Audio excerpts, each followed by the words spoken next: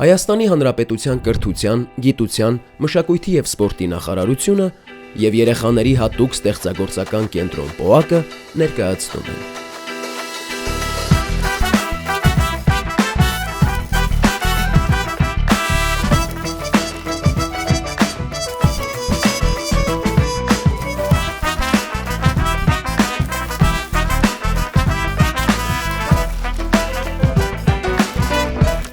Քո արվեստը դպրոցում։ Այսօր ուղին մեզ դեպի Արմավիրի մարզ տարավ, գյուղ Ակնաշեն։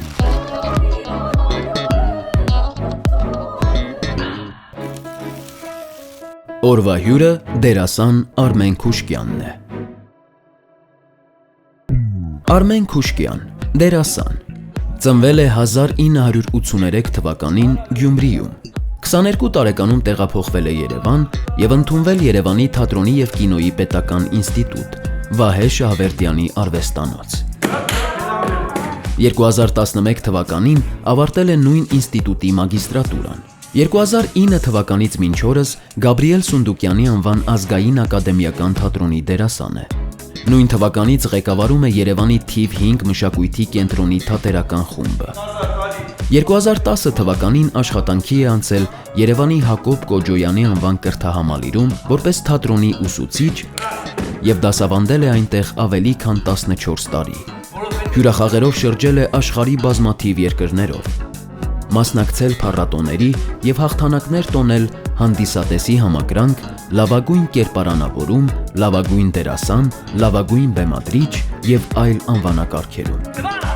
Արմեն Քուշկյանը հայտնի է առավելապես մոնոներկայացումների հանդեպ ունեցած իր սիրով։ 2015 թվականին Ապուշե մոնոներկայացման մեջ Իշխան Միշկինի դերակատարման համար արժանացել է Արտավազդ Հայաստանի ամենամյա ազգային թատերական մրցանակի որպես լավագույն երիտասարդ դերասան։ 2025 թվականին Արմեն Քուշկյանին շնորհվել է Արտավազդ հատուկ մրցանակ Սասունցի Դավիթ մոնոներկայացման համար։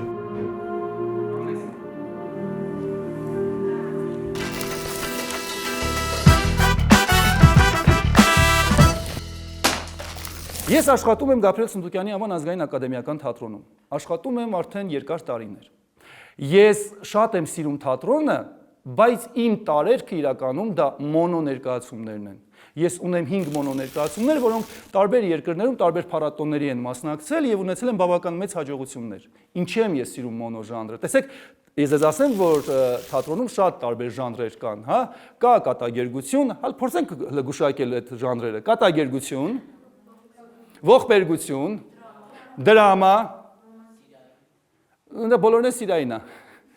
բոլորի մեջ սեր կա, այդ ողբերգությունն է, կա մելոդրամա, կա ֆարս, էլ գիտեք ուրիշները, արկածային գրականությունն է, այդ սարսափի հետ կապված մի բան ասեմ ու արդեն կանցնենք առաջ։ Թատրոնում երբեք չի կարող լինել պատահականության բան, որ հանդիսատեսը վեր թռնի։ Ոնց որ ֆիլմերում, դուք նայում եք, չէ՞, սարսափ ֆիլմերում եք, սպասում ու ասում ես, դուրը բացվեց, դու վեր թռար։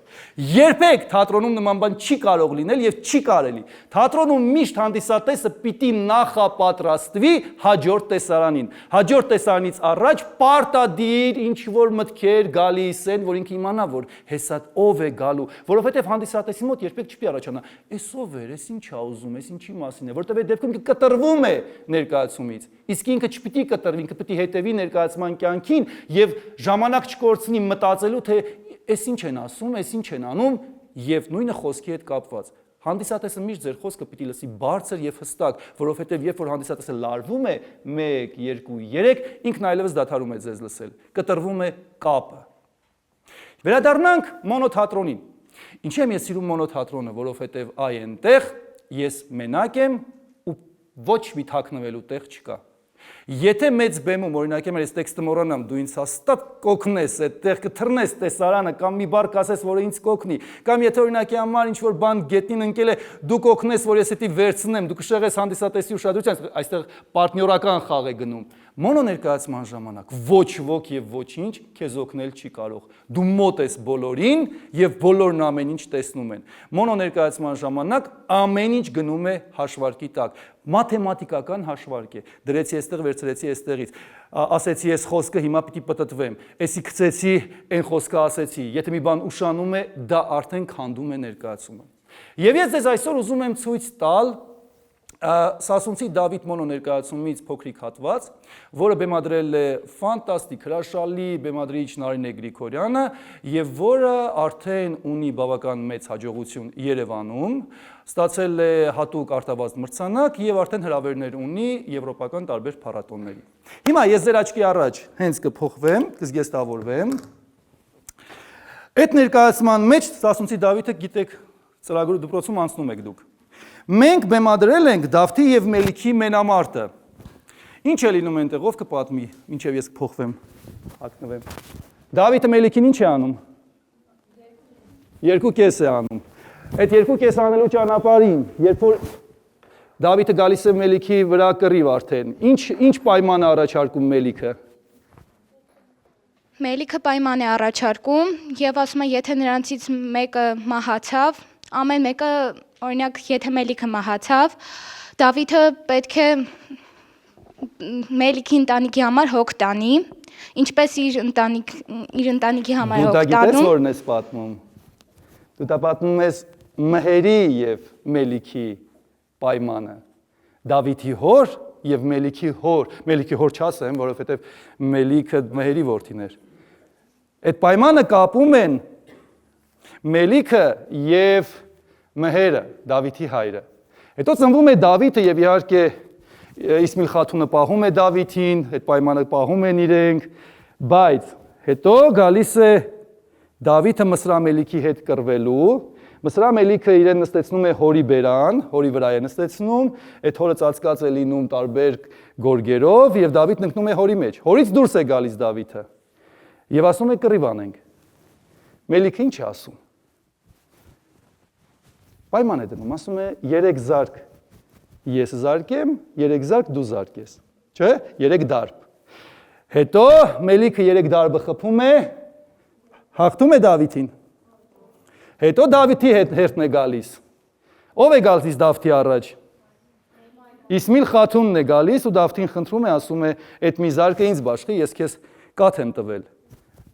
Դավիթը բաշխում է, հետո գալիս է քույրը, ասում է դու փոքր ես քո հետ խաղացել եմ, այդ մի դարբն էլ ինձ բաշխի։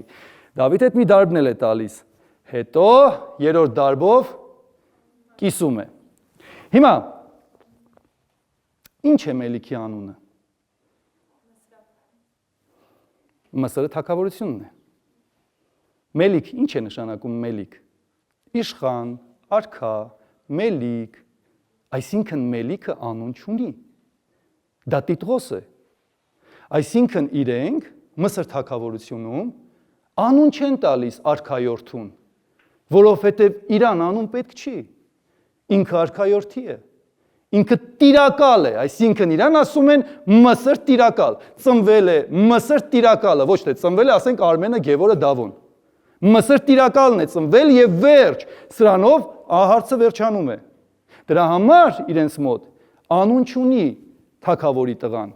արքայորդին անուն չունի։ Իսկ մեր մոտ ունի, որովհետև մեր մոտ շատ հաճախ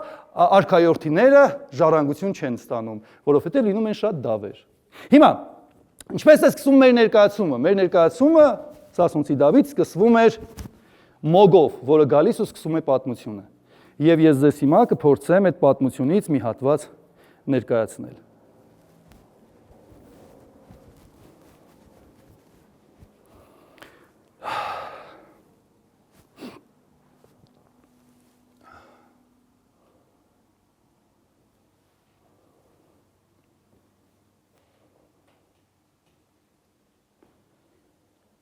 Իրեք կողմն աշխարհի Մսրամելիքի ձեռներ։ Մենակ մեկ կողմն աշխարհի Դավթի հայրենին էր։ Մելիք կանչեց իրեն իշխաններ, ժողվեց, հետո բերավ տաշտ մդրեց իրեն առջև, ածիլ զարկեց իրեն ճակտին, արուն թափեց, տաշտ լցրեց, բացեց Մելիք մեկ թուղթ ու այդ արնով գրեց զորակոչ։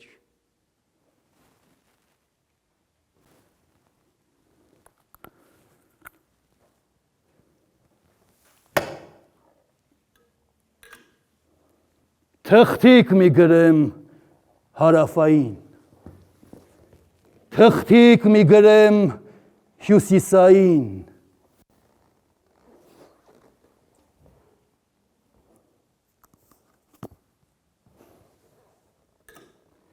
թղթիկ մի գրեմ արևմտյան, թղթիկ մի գրեմ արևելյան, իմ բոլոր զորքին զորապետին ձեռքեր բռնող թող գան, պատերազմ է, եկեք վեր գյավուրին, պատերազմ է, ինձ պետք են հազար անբեղ անմորուս զինվոր, ինձ պետք են հազար են մոր մինուճար զինվոր, ինձ պետք են հազար թխամաս մորուսով զինվոր, ինձ պետք են հազար կարմիր մորուսով զինվոր, եկեք, ինձ պետք են հազար սիպտակ ձյավոր, սիպտակ ձյավոր, եկեք, ինձ պետք են հազար կարմիր ձյավոր, կարմիր ձյավոր, եկեք, ինձ պետք են հազար սև ձյավոր, սև ձյավոր, եկեք, ինձ պետք են հազար փող փչողներ, թմբուկ զարկողներ, թմբուկ զարկողներ, եկեք, ինձ պետք են բյուր հետևակ զինվոր, եկեք վեր գյավուրին, պատերազմ է, պատերազմ։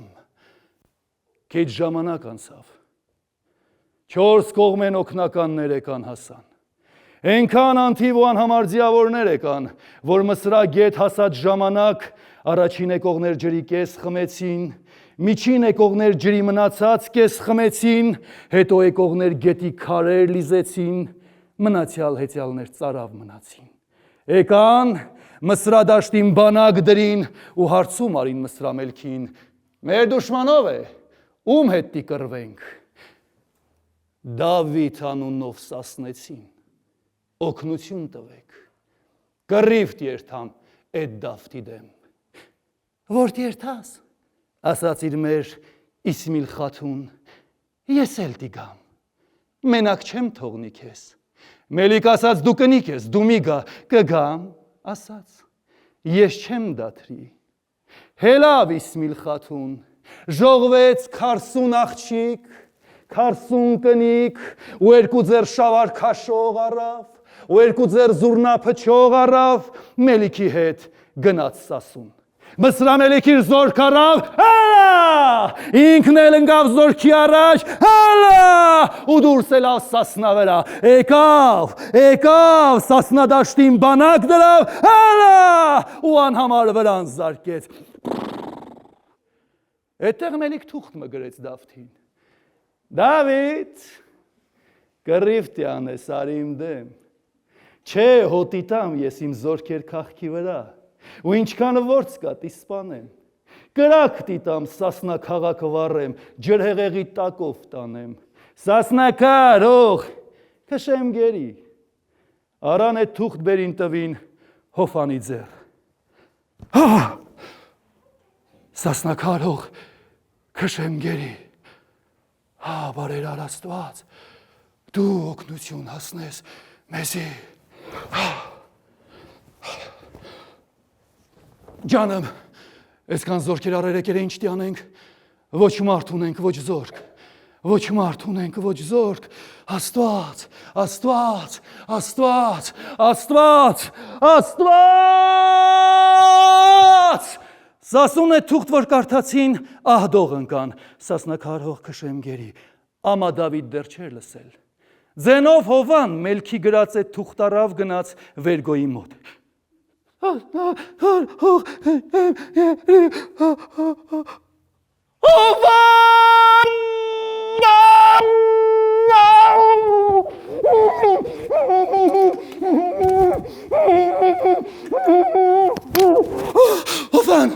Հովան, մեր ձերեն չի գա, որ մենք կրվենք, արի կանչենք Դավթին, կանչենք Դավթին, կեվ մի սարքենք, խմծուցենք, հելնենք տանենք ոսկի արծատ կնիկ աղջիկ տանք մելիքին, անցնենք ենոր թրիտակով բալքի մելիք, խղճամ մեզի։ Ձենով Հովան հելավ կեր խում սարքեց, Դավթին կուշտ գինի տվին, 7 կանթեն պղինձ լցրին բերին դրին իրենց միջև։ Դավիթ, թե ես պղինձ գինին խմես, մհերի տղեն ես, թե չխմես, դիչ ես, լից տենանք, պղինձ լցրին լիք չուր բերան, Դավիթ վերուց, դրեց բերնին, խմեց, պղինձ ընկավ ջարդավ, Դավիթ,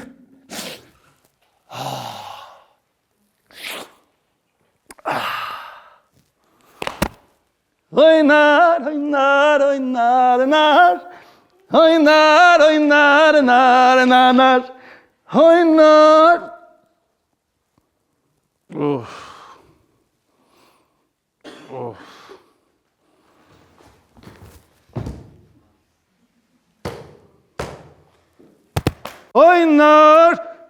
Դավիթ այնպես մի գինով ցավ, ընկավ քնավ։ Քերի Թորոսի կնգա սանդուղտի սիրտ լծվավ, եկավ սանդուղտ նստավ, լացեց Դավթի գլխու վերև, ենոր արտասուկ որ թափավ Դավթի երես, Դավիթ զարթնավ տեսավ ասաց, նան է, Աստված խեր անի, ես լավ ողջ եմ, դուն չի կուլաս, Մսրամելի կանթիվ զորք է, արեք է Դավիթ, տիգա մեզի սպանի Դավիթ։ Դավթի հերստնեն սելավ, որ քուն գինովություն անցավ, ասեց, նանը չվախնաս, հիմի ես կերտամ մելիքին պատասխան կտամ։ Հլող բերավան, ինձ զենքուզի տուր, գրիվտ երթամ։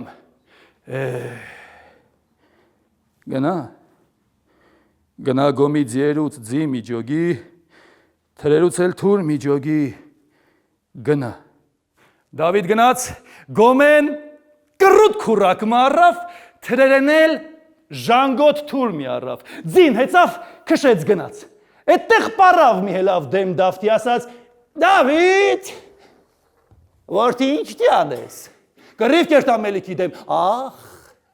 էտոնցով կերտաս կռիվ, Վայքու ծուրքոք կտրի, բապսոս չի, որ դու էդ հոր տղան ալնես, պարավ ինչով երթամ կռիվ, սպասի, կերթաս, կեզ բան ասեմ նոր գնա, մերնեմ արևուտ, չկար կու հոր թուրն կեցակին, չկար կու հոր քուրկիկ ջալալին, չկար քուրկուն նալ պողպատին, չկար քոր գյամն պողպատին, որ դնես քուրկիկ ջալալու բերնին չկար քու հոր խաչ պատերազմին, վեր իր աչթևին։ Բարավ, հետ բաներ որտեղն է, այ քու ծուրքոք կտրի, գնա զորի, հոֆան թող դուրս հանի, ամա հոֆան խատրով չի տա այդ բաներ, զորով են տիարնես, գնա մահս քեզ տանի։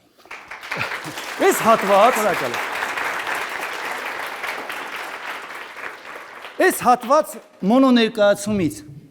ինչի եմ սիրում նաև, որովհետև այնտեղ կարելի է շատ կերպարներ իրար հետևից մարմնավորել եւ է տանել շատ կտրուկ ու շատ արագ եւ ամենակարևորը նորից եմ կրկնում հիշեք ու մի մոռացեք։ Դուք միջնորդ եք հանդիսատեսի եւ ներկայացման միջև։ Դուք կապողողակն եք ու դուք պիտի շատ ազնիվ աշխատեք, որպեսզի հանդիսատեսը գրավի ու գա ձեզ հետ։ Ամենակարևոր բանը դերասան դառնալու համար եւ ընդհանրապես լավ մարդ դառնալու համար պետք է կրթվել, սովորել, հավաքել այդ պաշարը քո մեջ, որ հետո մարդը գիտեք ինչի է նման պրիզմայի, այն որ ճառագայթ ընկնում է եւ շատ երանգներ է դուրս գալիս իր միջից։ Ինչքան պարզունակ է մարդը, այդքան քիչ երանգ է դուրս գալիս իր միջից։ Ինչքան լիքն է, խորն է, հարուստ է ինքը, այդքան իր ներաշխարհը մեծ է, լայն է, այդքան ինքը լավ ու հետաքրքիր մարդ է։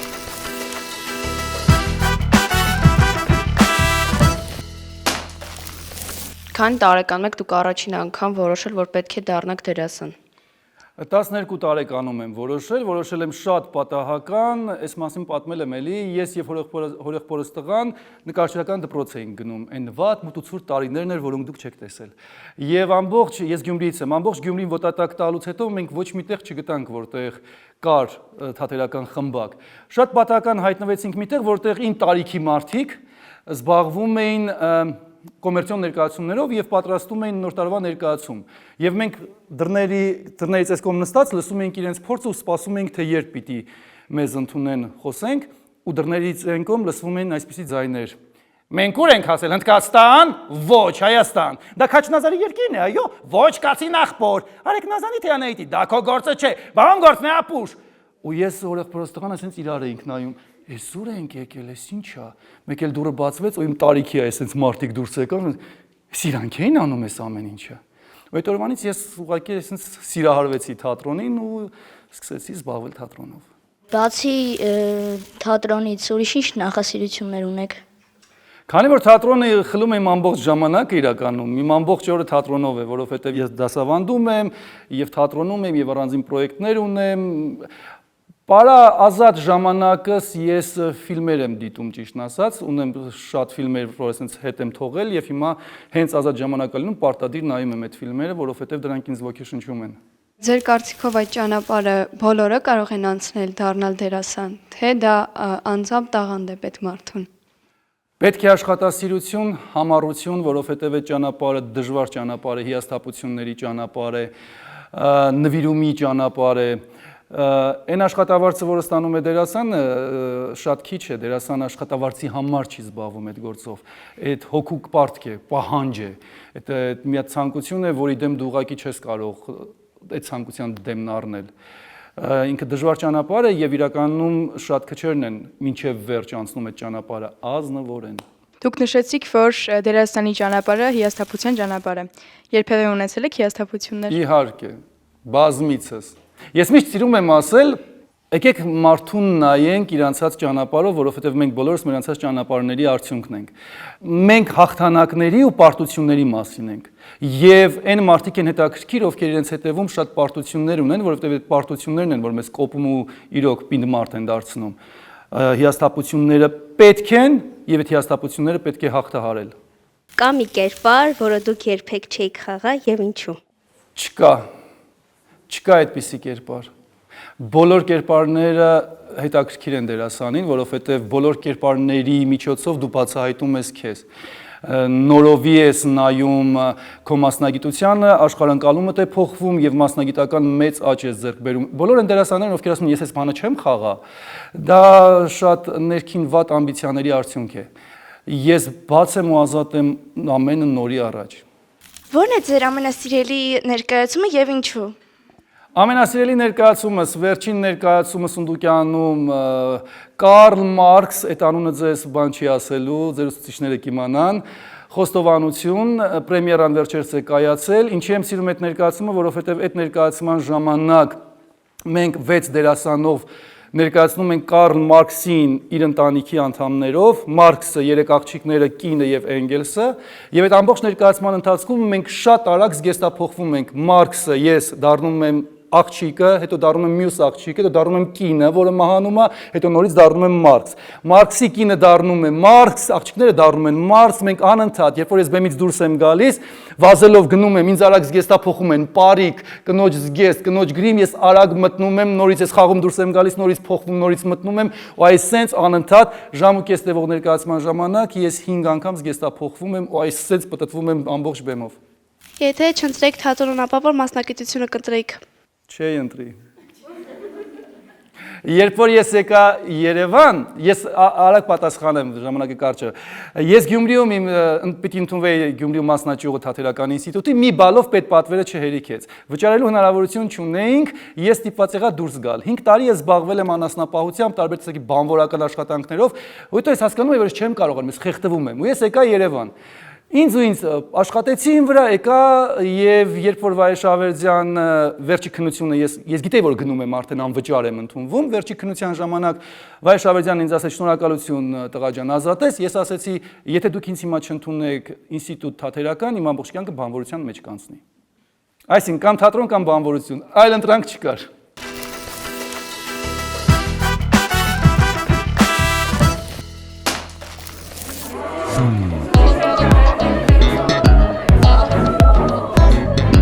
Մասնակցեցի քո արվեստի դպրոցում ծրագրին, մեր հյուրն էր Արմեն Խուշկյանը։ Շատ հետաքրքիր էր այսօրվա հանդիպումը, շատ տպավորված էինք, թե մենք ուսուցիչներով, թե աշակերտները։ Ես հասկացա, որ արվեստը պետք է ի սկզբանե լինի մարդու սրտում եւ դու չես կարող դառնալ օրինակ դերասան, եթե դու դա չես ուզում։ Երեխաների համար շատ կարևոր է այս պահը, որ անմիջական շփման մեջ են մտնում դերասանի հետ։ Ես հասկացա, որ ինչքան էլ դժվար լինի ճանապարհը, պետք չէ հիասթափվել եւ հանձնվել։ Եթե անկեղծ ես ընդհանրապես թատրոնը չեմ սիրել, բայց կարծիքս փոխվեց նրա խաղից հետո, տպավորված եմ շատ եւ ամեն ինչ դուրս շատ եկավ։ Ամեն մի դետալը, ամեն մի վայրկյանը, ամեն մի խաղը իսկապես հետաքրքիր էր ու հրաշալի էր։